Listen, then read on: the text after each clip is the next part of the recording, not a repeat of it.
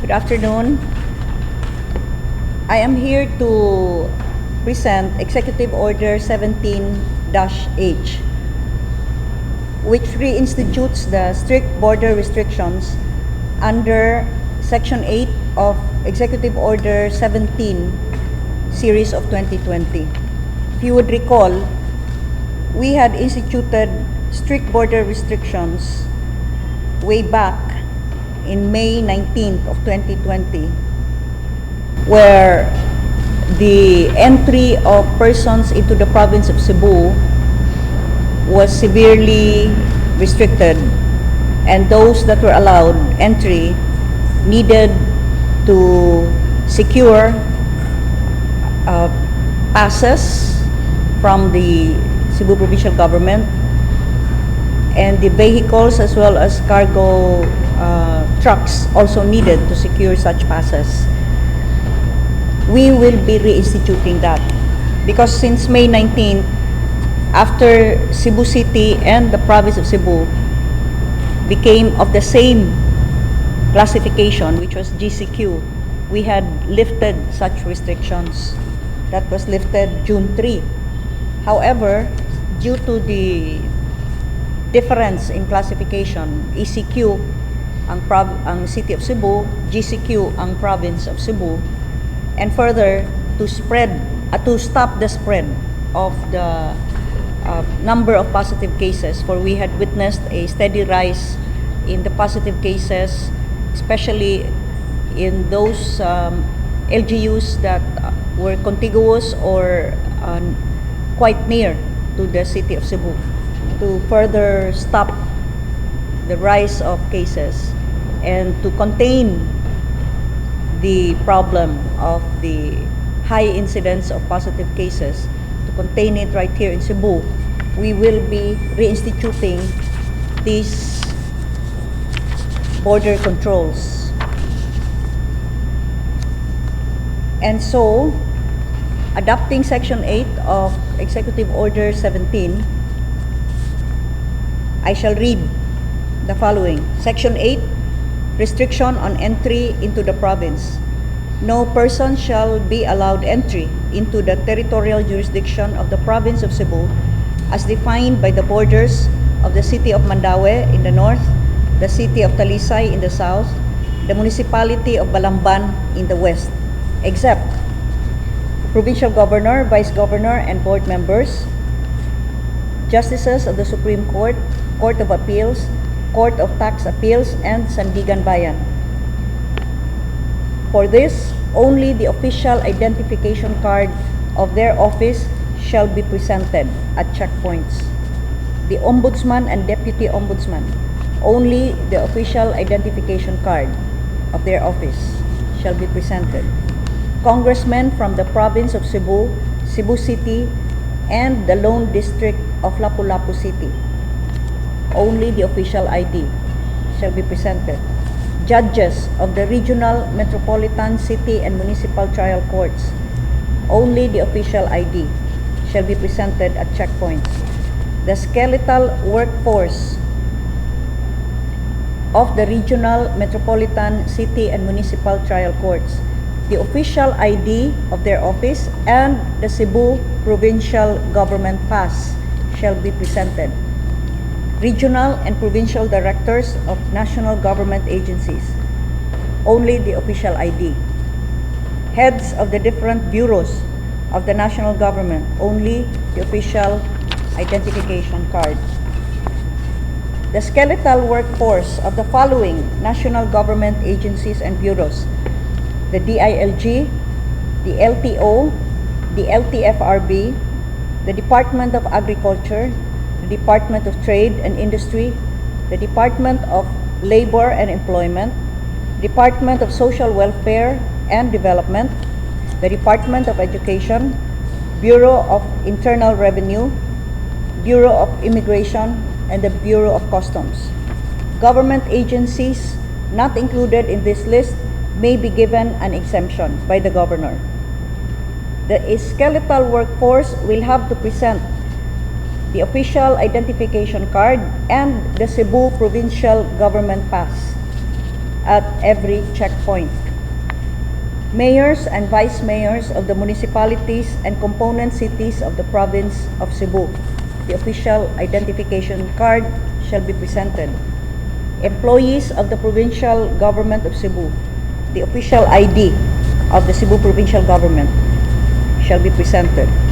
Employees of the municipalities and component cities of the province of Cebu as authorized by the concerned local chief executive. The authority of the local chief executive shall clearly state the purpose of their travel, the official identification card of their office, and the document granting authority to travel shall be presented at every checkpoint. Prosecutors of the Department of Justice, only the official ID shall be presented. The skeletal workforce of the prosecutor's office, the official identification card, and the Cebu provincial government pass. Officials of the Department of Health, Bureau of Quarantine, and their staff, only the official ID of their office shall be presented. Private and government doctors, nurses, and other medical professionals, their PRC license, and a hospital identification card or certification from a hospital shall be presented at checkpoints. Hospital workers, administrative staff, and janitors, the official identification card of their office shall be presented. For janitors, the official identification card of their office and a certification from the hospital to which they are assigned must be presented at checkpoints. The skeletal workforce of the Philippine Red Cross, the official ID, and the Cebu provincial government pass shall be presented. Media personnel accredited by the provincial government of Cebu, the official ID of their office, and the Cebu provincial government pass shall be presented. Members of the PNP, AFP, Philippine Coast Guard, and other security personnel including private security, only the official ID of their office shall be presented. Field personnel of energy, electricity, fuel, and petroleum, and other related entities, the official ID of their office and the Cebu provincial government pass shall be presented. Moreover, a job order, a travel order, or any other document from their office stating the purpose of their travel shall be presented at every checkpoint. Field personnel of the Visayan Electric Company, the official identification card of their office, and the Cebu provincial government pass shall be presented at every checkpoint. Moreover, a job order, a travel order, or any other document from the VECO stating the purpose of their travel shall also be presented at every checkpoint. Field personnel of the Metropolitan Cebu Water District, the official identification card of their office, and the Cebu provincial government pass shall be presented. Moreover, a job order, a travel order, or any other document from the MCWD stating the purpose of their travel shall also be presented. Field personnel of the PLDT, Globe, Smart, Sun, and other telcos, the official identification card of their office, and the Cebu provincial government pass shall be presented at every checkpoint. Moreover, a job order, a travel order, or any other document from their office stating the purpose of their travel shall also be presented at every checkpoint. Officials and employees of banks and money transfer establishments, the official identification card of their office, and the Cebu provincial government pass shall be presented. Lawyers in the private practice, but only to attend scheduled hearings in the different municipalities and component cities of the province, as well as for those who will provide legal representation necessary to protect the rights of persons under custodial investigation, to bail, and to counsel during inquest proceedings. For these lawyers, their integrated bar of the Philippines membership card, and an order or resolution from the court that reflects their scheduled hearing shall be presented at the checkpoint. Delivery personnel of vehicles carrying cargo and other essential goods with or without load. Maximum of 2 persons, including driver, subject to the observance of strict protocols. Aside from the cargo vehicle pass, a delivery receipt or any other similar document must be presented at each and every checkpoint. Persons with pre-existing medical conditions that necessitate treatment in a medical facility, a certificate from the local chief executive of the local government unit having jurisdiction over his or her residence must be secured, as well as a medical certificate. Persons involved in accidents and medical emergencies. 1 member of the family or household and a driver may accompany said person. Personnel working in funeral parlors who shall facilitate the transport of the deceased to their final resting place for burial. The exemption shall extend to the immediate family members of the deceased, officiating priests, imams, pastors, and other religious ministers. For this purpose, a certification from the governor or her duly appointed representative must be secured. Permission shall also be secured from the local chief executive of the local government unit having jurisdiction of the final resting place of the deceased. At any given time, excluding direct family members, there shall be only 10 persons in the funeral service. Strict social distancing shall be observed at all times. Other exemptions shall be subject to the approval of the governor. The passes issued by the provincial government shall bear the signatures of the governor at the front, the signatures of the provincial administrator, and the governor's chief of staff shall be indicated at the back.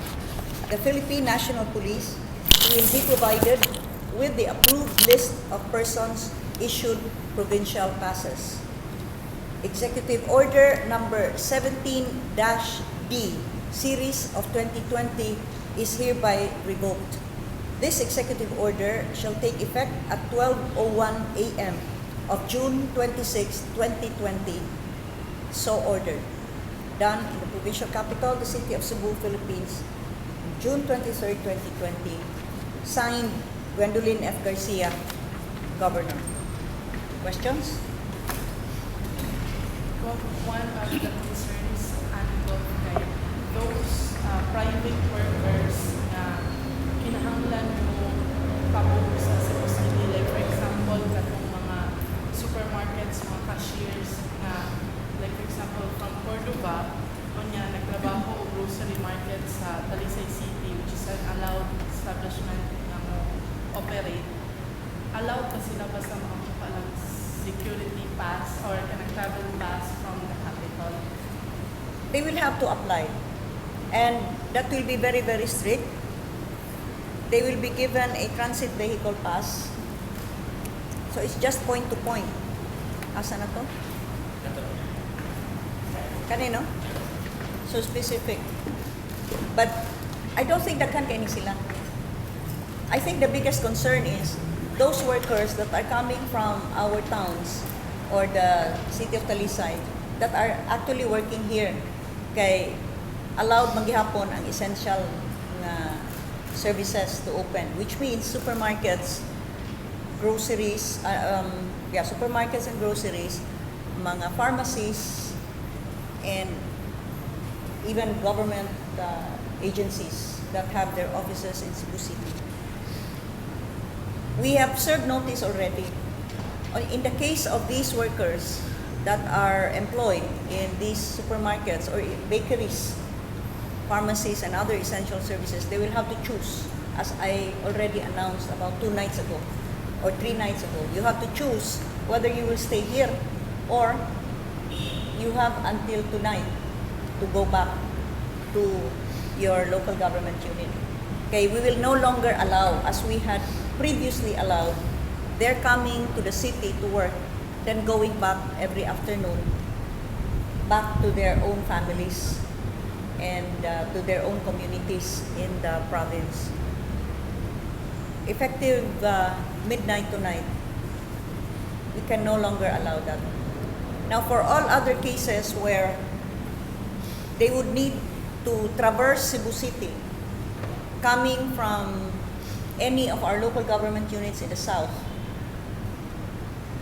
and going to the north, they would need to secure a vehicle, transit vehicle pass. It is presumed, kaya wa man ni public transport dire. So it's presumed na sila vehicle. They would have to secure a transit vehicle pass. And we will issue that. It comes complete with a control number and plate number and the validity period. Like for this was only valid June 5, 2020. So di ni pwede balik-balik o gamit. They'll have to secure on a daily basis.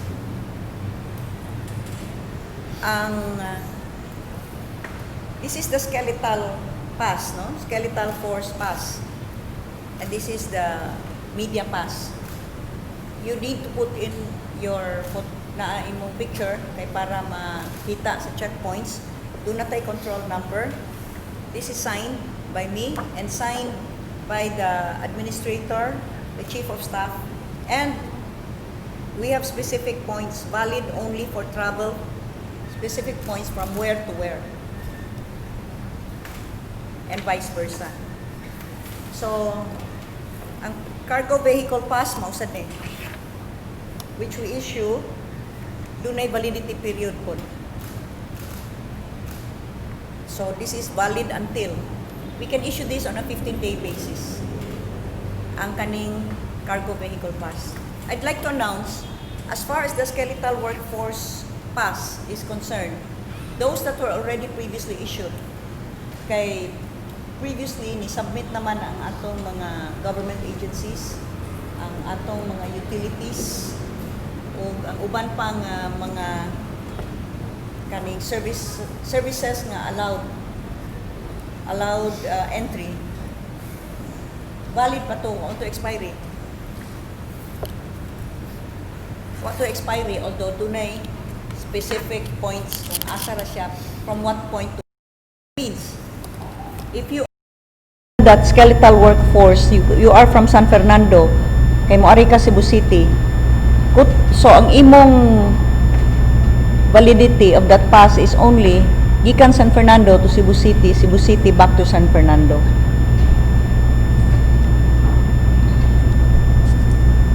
So you need not apply because there were already those that had been cleared and issued this skeletal workforce pass and the media pass that is still valid. Wa man to'y kuan. Kato na lang uban nga wala gyud pass, but that will have to be scrutinized because at what we are doing is to limit as much as we can the entry of those coming from Cebu City and going back to the province, or on the other hand, we are trying to limit those that are coming from our LGUs in the province, moari og syudad, ma-expose diri sa syudad, unya mobalik na pod, possibly becoming carriers themselves of the disease. So we go back to where we were when we were very, very strict, and we did notice that during that time the number of cases in the province was not that high, no? In fact, the figures that I got as of May 31, from March 23 until May 31, asa to akong papers gahapon nagida, we had only, I believe, 162 cases in a space of a 69-day period. But when we eased up on the border restrictions from June 1st until June 23rd, I believe, or about, okay, in a space of a 23-day period, we had already increased by 500 plus.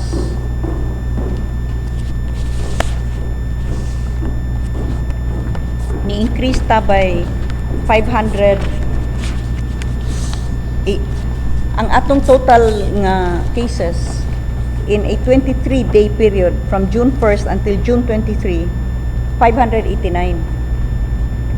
So, of the total number of cases as of June 23rd pa niya, 751 cases. Ang kadtong cases nato before June 1st comprise at 162 comprises only 21% of the total. And ang na-added na cases of 589, that comprises 78% of the total 751. So, obviously, there has been really a steady increase. Although our population is 3.2 million. So, relatively, and this is the cumulative total, ha. Wa na to gi-account pa dire ang mga recoveries. But if you speak about increase, obviously, ang ato gyud mas dako ug rason nga ni saka ang atong cases sa province was when we eased up restrictions between Cebu City and the province. For the record, it will take effect. The EU will take effect tomorrow. 12:01. 12:01. 26 or 27. 26.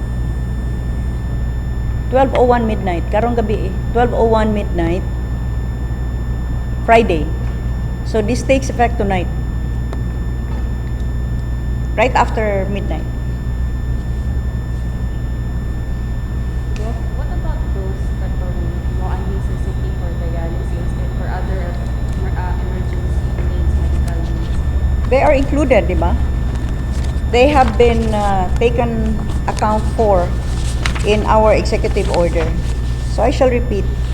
Persons with pre-existing medical conditions that necessitate treatment in a medical facility, a certificate from the local chief executive of the LGU having jurisdiction over his or her residence must be secured, as well as a medical certificate. Those that are involved in accidents and medical emergencies may be accompanied by one member of the family or household and a driver. So, emergency naman na, di na sila magkuwagpas, ana. Okay, they might have figured in an accident, of course, it's imperative that they be attended to immediately.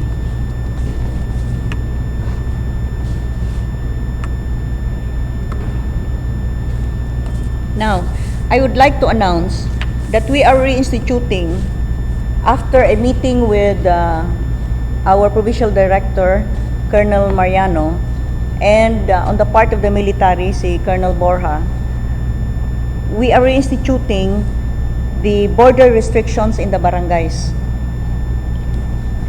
I have signed this memorandum that shall be sent to all mayors of the municipalities and component cities and to our barangay captains. All barangay captains are required to implement controls on the borders delineating their respective barangays in order to limit the entry of persons thereto. To this end, only the following persons shall be allowed entry in their barangays. First, residents of the barangay concerned subject to existing health protocols of the local government unit. Second, locally stranded individuals subject to the health protocols of the LGU concerned. Third, overseas Filipino workers, OFWs, as mentioned in the memorandum dated June 4, 2020, herein attached as Annex A, may be subject to the health protocols of the local government unit. Where a quarantine is required, the OFW shall only be quarantined at his or her residence. Fourth, all other permitted persons granted unimpeded travel within the province of Cebu pursuant to existing IETF resolutions and executive orders of the governor.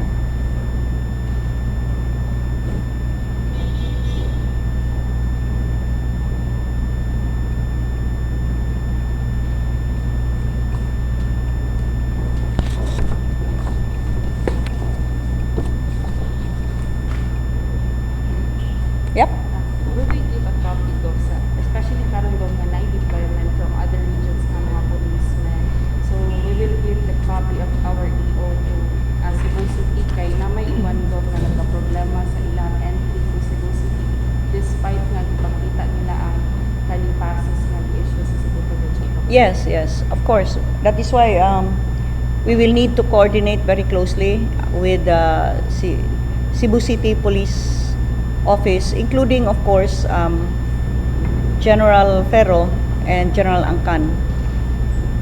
They were present in the meeting yesterday where I had already stated that we had signed Executive Order 17-H, which, in the presence of Secretary Simato, which again instituted strict border controls between Cebu City and the rest of the province. So we shall provide them, as we have provided some of them gagahapon, on Executive Order 17-H, and a copy of the passes, provincial passes, para kahibaw sila. Governor, why is it important to reinstitute the border restrictions in the barangay? Because this helps us to monitor those that may wish to stow away. There are those that manage to slip through our checkpoints, and these persons are not amongst those that are allowed entry into the province of Cebu. So that there is a more personalized monitoring by our barangay personnel, no? Officials and personnel. They themselves know who are their own residents. And if they see a new face, that is immediately reported. That was something that we had seen in the past. And by so doing, we were really able to very strictly impose the restrictions.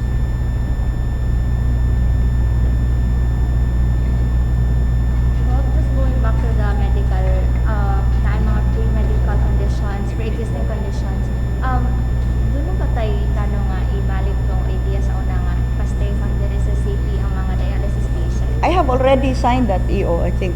In fact, some mayors have already taken that initiative, that some of the dialysis patients, either they housed there is a city or doon na tay giklaro ato katong uban doon na ilang kaugalingon nga they needed to secure their own private vehicles, subject to, of course, to physical distancing. Unya ang mahimo na tong point to point, no?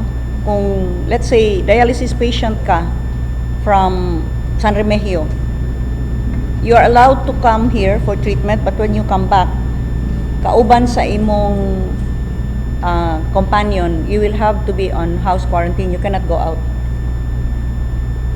When siya na-sign ang KO? Oh, I cannot remember. That was even before we had lifted the restrictions. So we will try to get a copy. That was prior to the easing up of our restrictions when Cebu City became GCQ as well. So when it became GCQ and GCQ ang province, we had eased up the restrictions. But we signed that because there was the previous concern about dialysis patients coming into the city, then, exposed, subject to exposure, and then going back. So we will remind all of our LGUs that the protocols that were already set in that executive order shall be revisited and enforced. So, on the barangays na mga control points, we remember before the reason why you lifted that was because of abuses sa mga That's true. That's true. Thank you for bringing that up. Which is why in this memorandum, we reinstituted the barangay border restrictions, but subject to these protocols.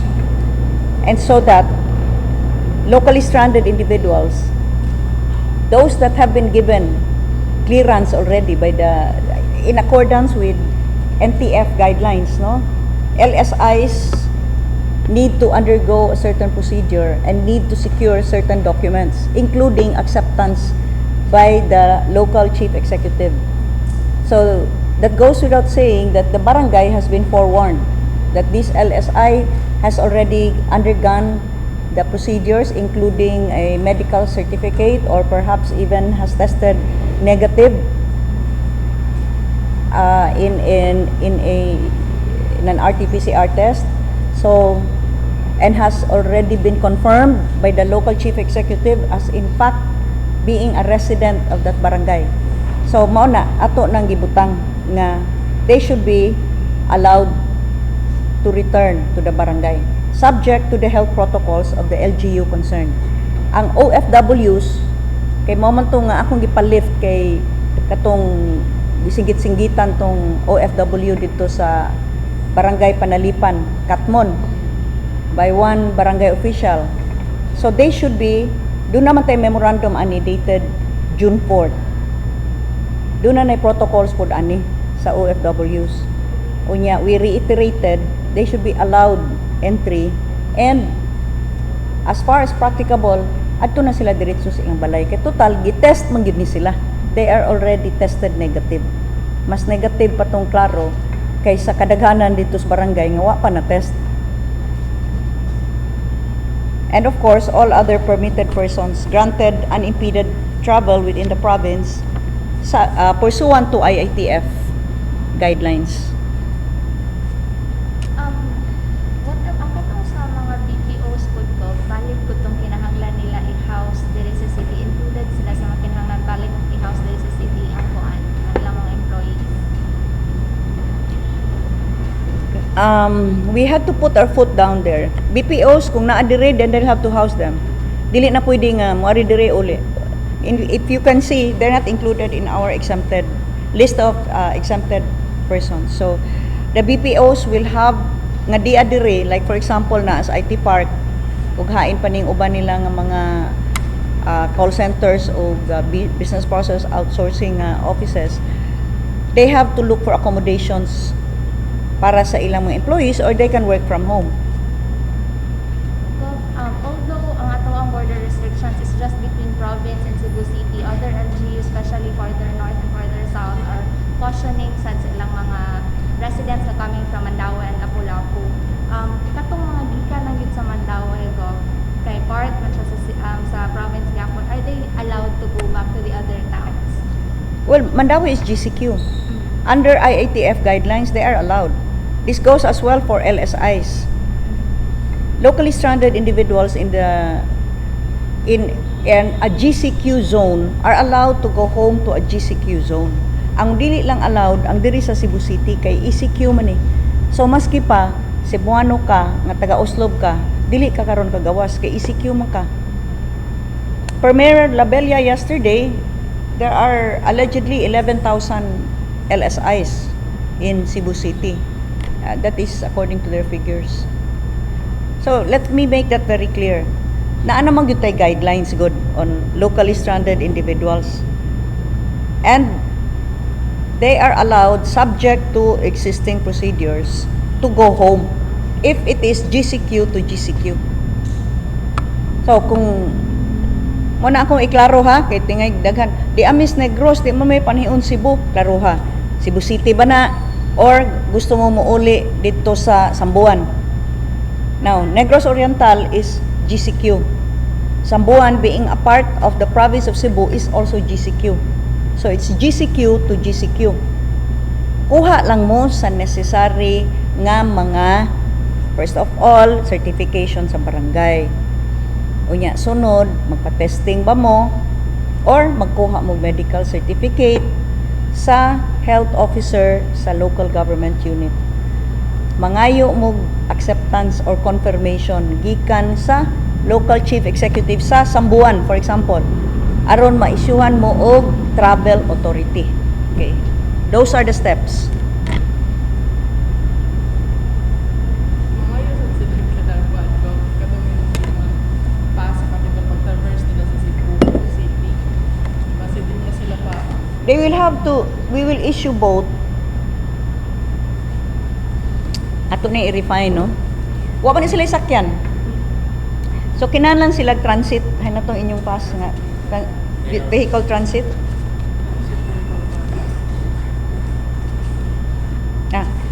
Kani, kinahanglan gini sila sakyan across. Unless magbaktas. So, magkuha gini sila, ani.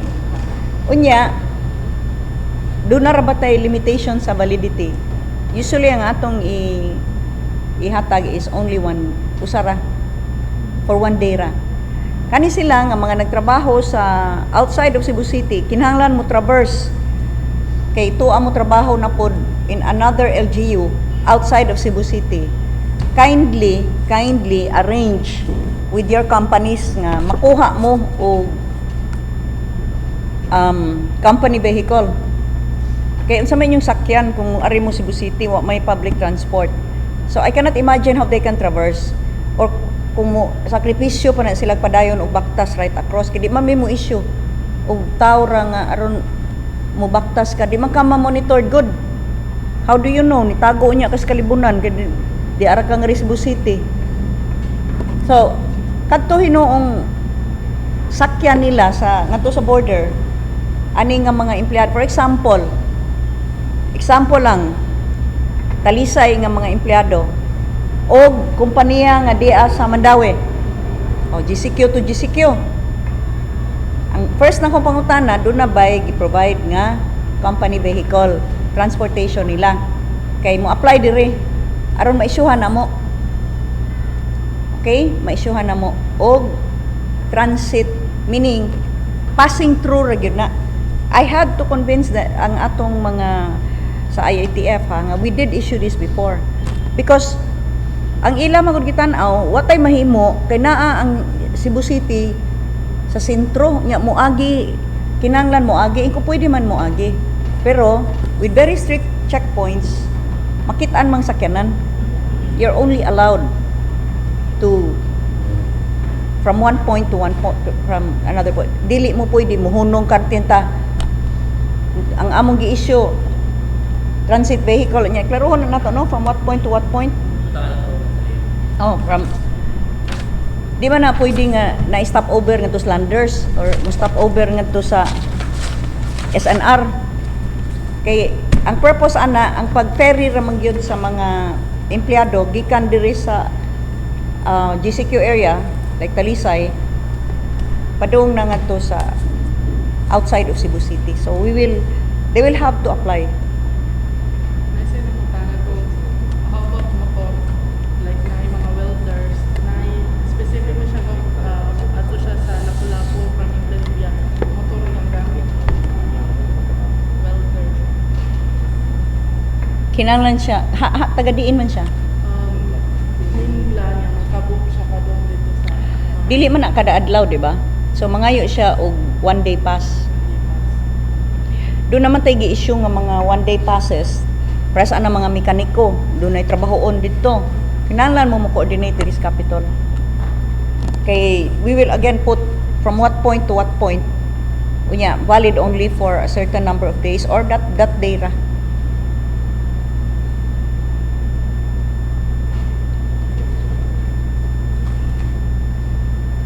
Tapa. I'm sure daghang kay pangutana. Wa na? Klaro na na. Another note ko, sa Talisay Gov, i-breach na sila sa 200 mark nila gahapon. And with this increase Gov, yan, nakuyog po si Mayor Samsam gahapon sa inyong meetings IETF.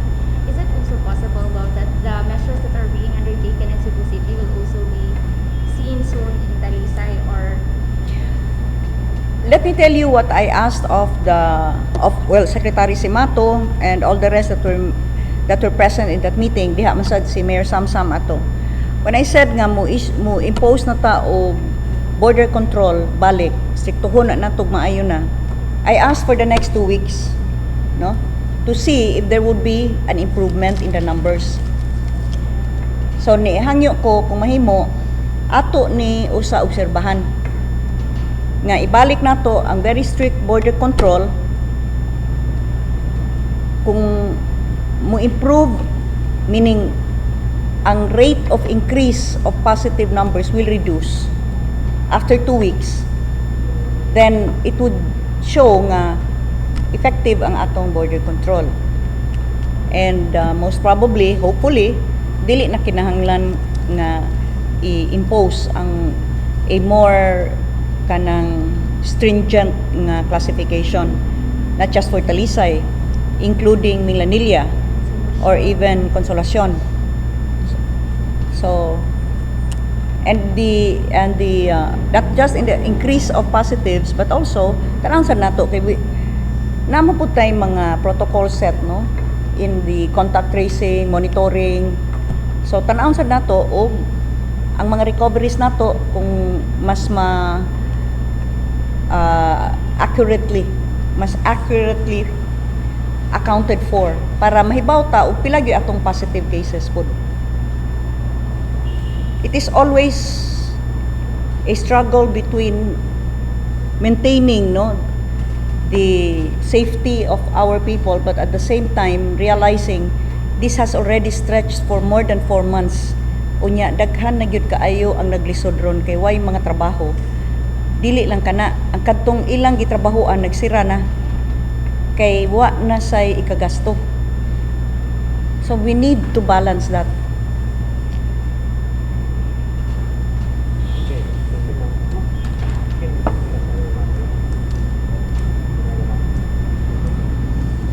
Ma'am, can we ask other matters? After we finish with this, manata? No more questions? Kadali ha.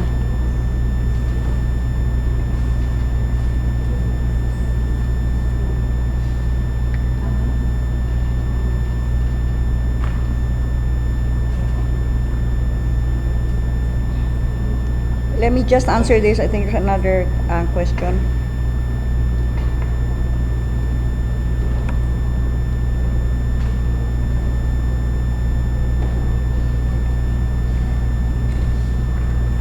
Mitzi Ricafort. She is a doctor. Good morning, Gov. Garcia. I am a doctor serving companies who are still operating para kaning mga workers dire nga naay health-related concerns. Dili na mo adto og hospitals. Do I still need to get a vehicle pass and border pass? I'm a Cebu City resident going to Consolacion and Mandaue. Yes, you are exempted. And then she asked, she's exempted before, no? And then, karon lang, I read, nibalik naman punta, Dr. Ricafort, nibalik naman punta sa atong stricter nga border controls. If you are from Cebu City and you need to go to Consolacion and other, kindly request for a pass from here or a certification from the hospital. Pwede ra o mga ikag certification from the hospital unya PRC license ra nimo imong ipakita. Are doctors residing in Cebu City still allowed to go to Consolacion and back to Cebu City? As I read it, for our medical personnel, most especially mga doctors, kindly get private and government doctors, nurses, and other medical professionals their PRC license and a hospital identification card or certification from a hospital shall be presented at checkpoints. So I hope this answers the questions of doctors that are residing in Cebu City.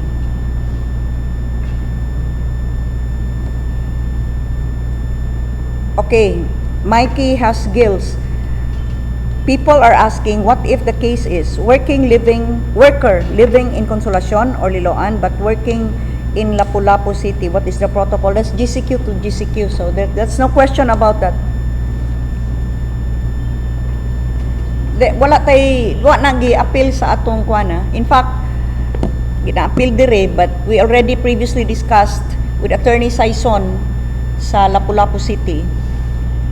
We cannot impose, and we shall not be imposing the same restrictions between Lapu-Lapu City and Cordova because both are GCQ.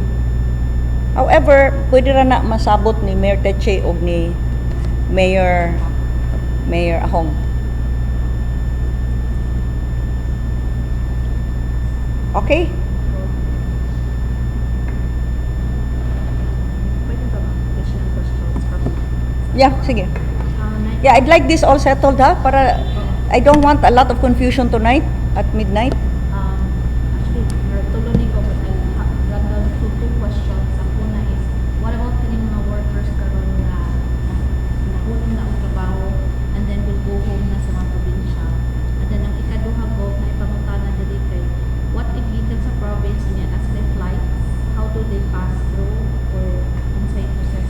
We have a protocol for that. I think we already issued that under executive order, I cannot remember the number, maybe 16, on the domestic travel. So they need to present their ticket. Nga they are in fact a passenger on this particular flight. So pwede ang driver o siya ra ang mo pass through. If they need one, they can get a transit vehicle pass diri sa Capitol. Next, unsa tong usa? Workers po na mahuli na. Uli sila. That's why I gave them this time. Uli sila. They are not locally stranded individuals, ha. That's why I gave, wa na ko gidiretso. I announced it three nights. I announced this 3 nights ago, and then we gave them 48 hours. So they should have already made arrangements by now.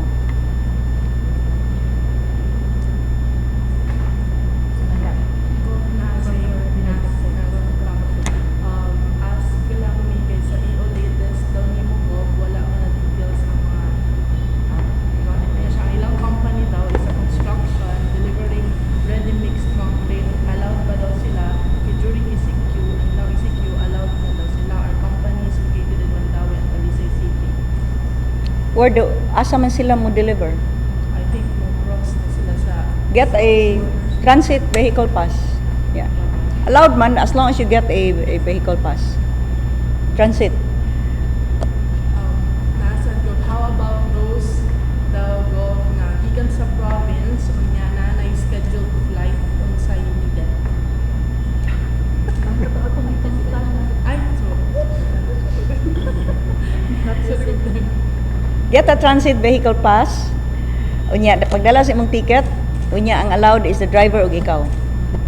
Dili nga usa ka barangay ang mo palarga nimo. Kung kaniadto mao to ang inyong naandan, dili na. Ikaw na lang passenger ug ang driver. That is under IETF guidelines also. Okay? No more na.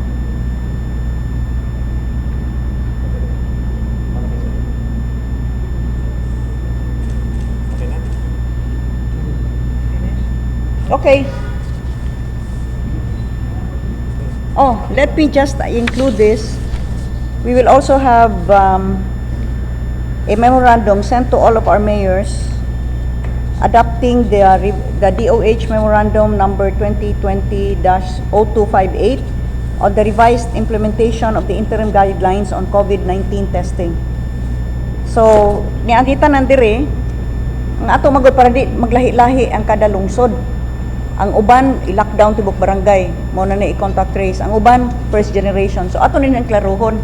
Ang uban i-testing, i-swab, ang uban dili i-swab. So kinsa may i-swab, isa may i-isolate. So it's all here, ang testing, ang contact tracing, what to do with symptomatic patients, ang asymptomatic patients, and these are all in accordance with the DOH Department Memorandum Circular number 2020-0258. Okay? Mao na ni nag-focus na lang ta sa first generation contacts in contact tracing, and then symptomatic patients should have priority in the testing. What are defined as symptomatic? They must have fever. Dili kay nito ang sip-on sa imong ilong sip-onatic na ka. Symptomatic na ka. So, fever and cough or colds or sore throat. This is the DOH definition of symptomatic. That must be fever coupled with cough or colds or sore throat. And how to do the proper testing. It defines the isolation as well as when they shall be considered recovered.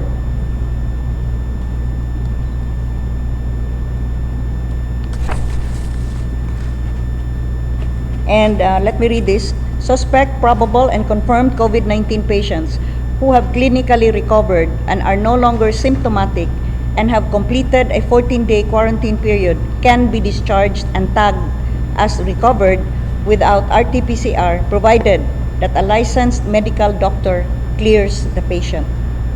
The medical doctor shall issue a medical certificate certifying that the patient has recovered.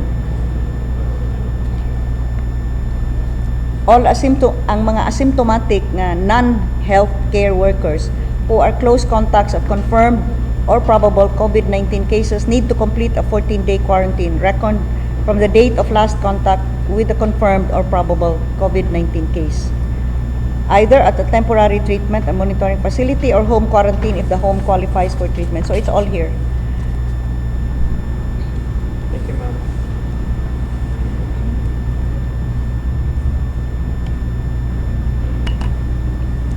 Okay,